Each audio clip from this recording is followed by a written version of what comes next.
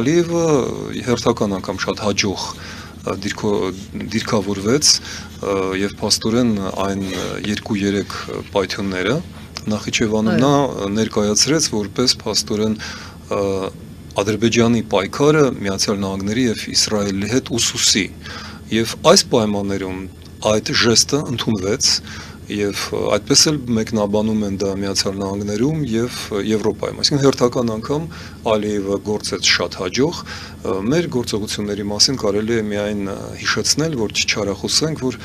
3 օր պատերազմից առաջ այնտեղ գնացել էր Պաշտպանության նախարարը լուսանկարվել էր իր գործընկերոջ հետ, որին 3 օր անց պայթեցրել են եւ Հայաստանի այսինքն համբավը կամ Հայաստանի քաղաքականությունը բնորոշվում է այսպես մենք հանդիպում ենք դատապարտված արդեն երկրի պաշտպանության նախարարների հետ լուսանկարվում ենք եւ հետո մեր ղեկավարներին մնում է միայն կարկանդակ ուտել